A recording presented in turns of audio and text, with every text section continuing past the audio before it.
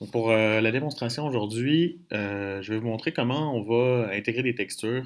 Ça va être rien de très sorcier. On va retourner piger un peu dans les notions du cours d'image matricielle pour pouvoir bien intégrer différentes textures. Là, aujourd'hui, je vous montre comment intégrer des textures à l'illustration à la main. Donc là, on est d'un côté plus extrême, là, c'est-à-dire pas de l'intégration photographique, mais bien de l'intégration de texture. Cela dit, si vous avez décidé de faire un travail de collage, de photomontage sur lequel vous allez ajouter des éléments illustratifs à la main, les méthodes seront un peu les mêmes, c'est-à-dire que en bout de ligne, tout ce qu'on va chercher à avoir, c'est simplement des méthodes non destructives. Donc, si on a des détourages à faire, évidemment, ça va passer par des masque de fusion inévitablement. Donc, je vais commencer par ouvrir mon illustration que j'ai évidemment bien classée avec ma coloration, mes éléments vraiment séparés sur des calques distincts et bien nommés. Puis là, je vais vouloir tout simplement intégrer des textures à mon illustration. Je vais commencer d'abord par une texture de fond. Là, vous voyez, j'ai de la couleur. J'ai déjà mis un effet un peu d'aquarelle. Je vais ajouter une texture en arrière-plan que j'ai préalablement choisie. Cette texture-là, bien sûr, qui est libre de droit. Donc ça, c'est bien important. Hein, comme j'avais dit, les images que vous allez utiliser doivent être libres de droit. Donc, je viens carrément là, tout sélectionner mon image, la copier, puis la coller dans mon document ici. Je vais, bien sûr, la renommer. Je vais tout de suite transformer ce calque-là en objet dynamique qui va faire en sorte que ça va être euh, une bonne méthode là, pour éviter de briser les pixels si j'ai besoin, par exemple, de redimensionner. Là, par défaut, peut-être que je suis satisfait, mais si j'avais l'intention de la réduire parce qu'elle est grande en ce moment, euh, ben au moins, je vais pouvoir le faire là, sans briser les pixels. Donc, je fais commande T. Vous voyez donc que je peux redimensionner. Encore une fois, dans le nouveau Photoshop, on n'a pas besoin d'appuyer sur la touche majuscule pour changer la taille des éléments de façon proportionnelle. Ça se fait automatiquement. Donc là, j'ai procédé à une transformation toute simple. Grâce à l'objet dynamique, ça évite les erreurs. Là, ce que je peux faire, j'aimerais par exemple réduire l'opacité. Je vais peut-être mettre ça à 40%. Je pourrais aussi m'assurer qu'il n'y ait pas de couleur dans ma texture si je veux que ça se fonde avec la coloration. Donc, qu'est-ce que je vais faire? Je vais venir mettre un calque teinte saturation, donc un calque de réglage ici. En appuyant sur la touche Alt, en me plaçant entre les deux, ça va s'appliquer uniquement sur mon calque vieux mur. Puis là, ici, je vais venir enlever la saturation, donc pour m'assurer que mon vieux mur il est en noir et blanc maintenant. Donc là, moi, je l'ai mis à 40%, puis on peut aller plus loin en lui mettant, par exemple, un mode produit, si on veut, pour vraiment l'intégrer à la couleur de fond. Tiens, on a un effet intéressant. Donc, je me crée une texture de fond ici, puis si je le veux par la suite, ça dépend de ce que je vais vouloir faire avec mes autres calques de coloration, mais je pourrais décider, par exemple, que mon visage aussi est en mode produit. Ça me prend mon fond blanc aussi qui est caché en mode produit. Là, évidemment, ça rend pas bien, mais on peut, vous comprenez, on peut s'amuser avec les modes de fusion des calques et des groupes qui sont au-dessus.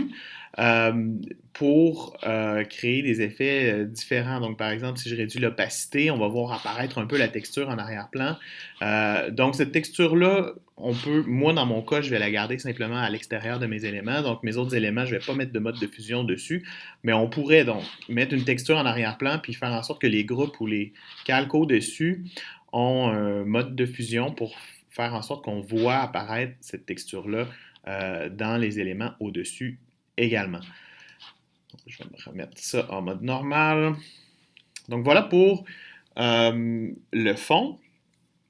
Maintenant, je vais vous montrer comment on va travailler avec un masque de fusion là, dans ce cas-ci, je vais le faire sur le contour, mais ça pourrait être sur n'importe quel élément de coloration pour venir masquer grâce à une texture. Donc, si par exemple, je voulais créer un effet un peu brisé dans le trait de mes mots et de mes lignes contours, ben, ça serait une façon idéale. Donc là, déjà en partant, vous voyez ici, toutes mes lignes contours de chacun de mes éléments sont regroupées ensemble dans un groupe qui s'appelle ligne contour.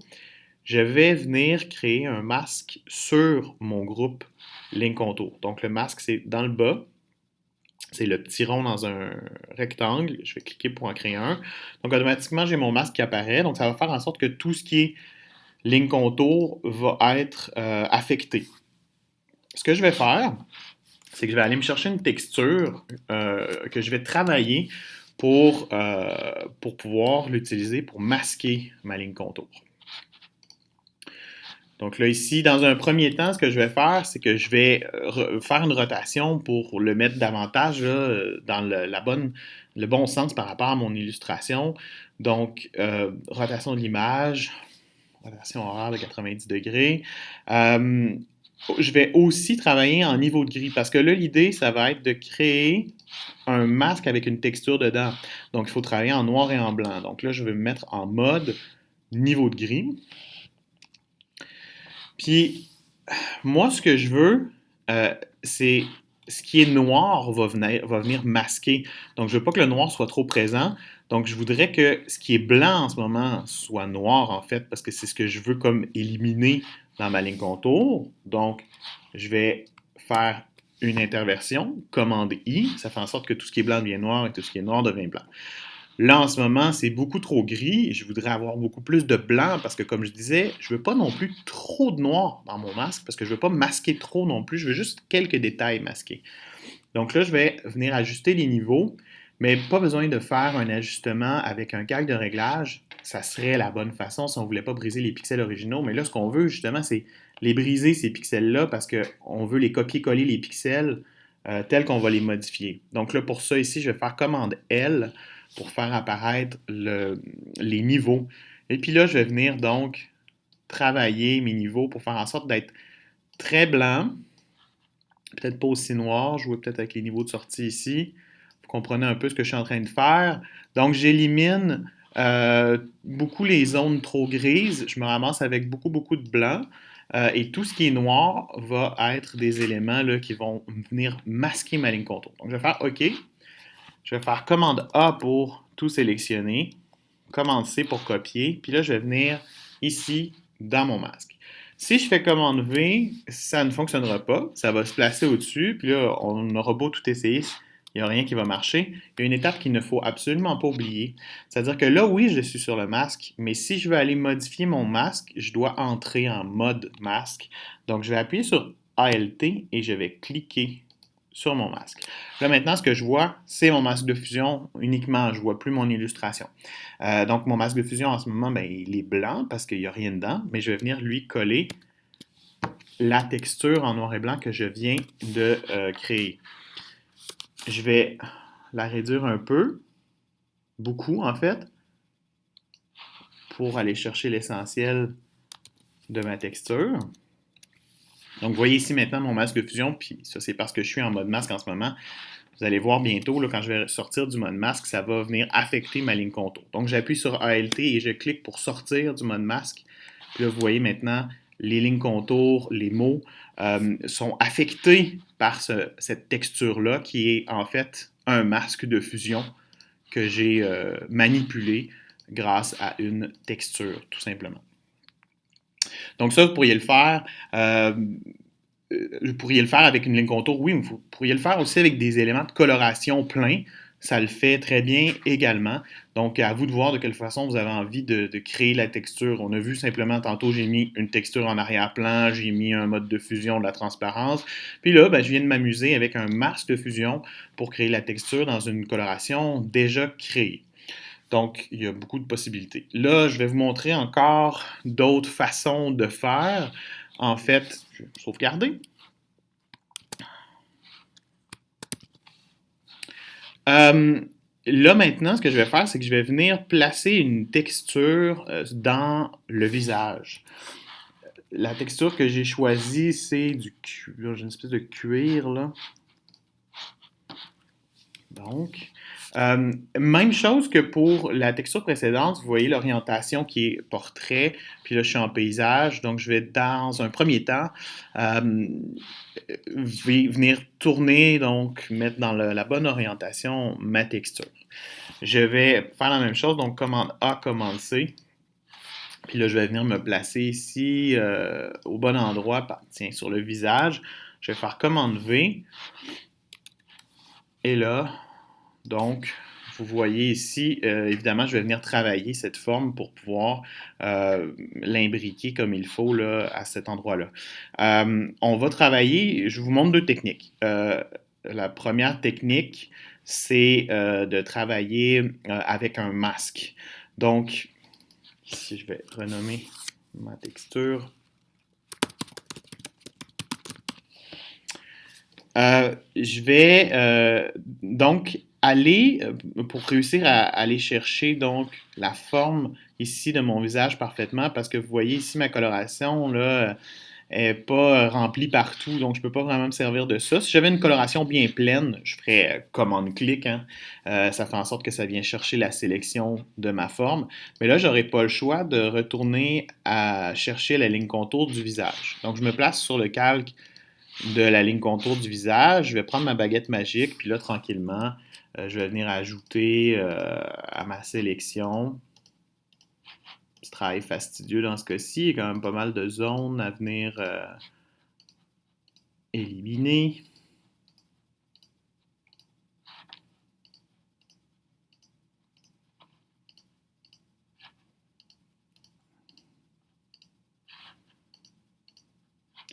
Donc, ben, je pense que j'ai tout ramassé. Donc là, je me retrouve avec le contour de mon visage. Et là, vous vous doutez bien de ce que je vais faire. Je retourne à ce moment-là sur mon calque texture visage. Et comme je veux conserver les pixels originaux de ma texture, je vais simplement venir créer un masque à partir de la sélection. Et là, ça me permet donc d'avoir ma texture comme il faut là, dans mon visage. Je peux venir demander à ce calque-là d'être dans un mode de fusion qui va faire en sorte qu'on va revoir la couleur d'en dessous. Donc, par exemple, le mode luminosité, ça fait en sorte qu'on va rechercher la couleur existante pour réussir à matcher là, la couleur originale. J'aurais pu aussi travailler avec un calque teint de saturation pour aller modifier la couleur. Il y a plusieurs façons de faire, ce sera à vous de décider. Là, évidemment, on commence à avoir beaucoup d'outils dans notre boîte. Ça sera à vous de déterminer la façon de faire, mais toujours, évidemment, en choisissant des méthodes non destructives. Là, dans ce cas-ci, ben, c'est un peu tannant parce que je vois que mes yeux, ça serait mieux s'ils retournaient au blanc. Donc là, je vais dans mon masque de fusion. Je choisis la couleur noire. Je prends un pinceau d'une taille adéquate et là, je vais venir tout simplement corriger la situation, ramener le blanc dans mes yeux.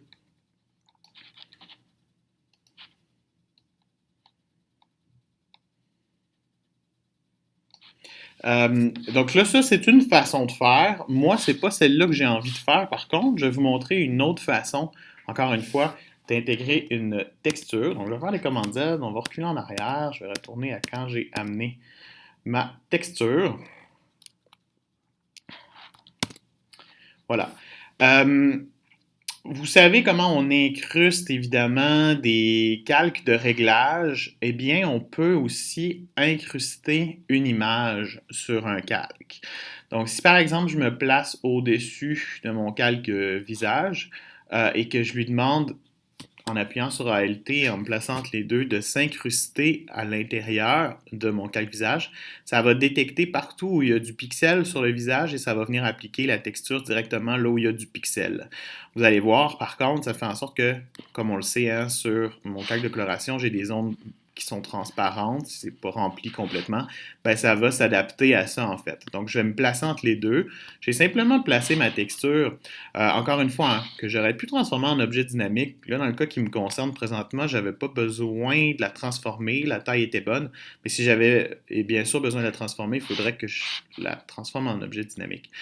Là, je vais me placer entre les deux en appuyant sur Alt pour incruster, dans le fond, faire un écrêtage là, de ma texture sur mon calque de coloration de visage. et automatiquement, ça va s'incruster seulement là où il y a du pixel. Donc, en dessous, là, partout où il y avait le vert qui était placé, maintenant, ben, c'est la texture qui prend la place de la coloration.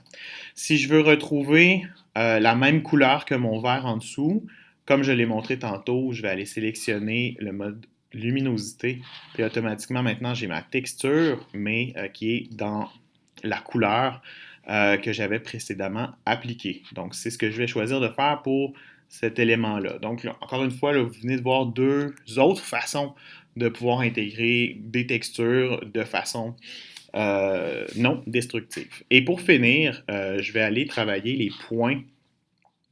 Donc, dans ma coloration, je retourne ici sur mes points. Là, ils sont déjà transformés en objet dynamique. J'avais fait mon travail pas mal. Il y avait beaucoup de choses que j'avais décidé de mettre en objet dynamique. C'est toujours une bonne chose, là, par précaution, un calque de pixels, de mettre un objet dynamique automatiquement.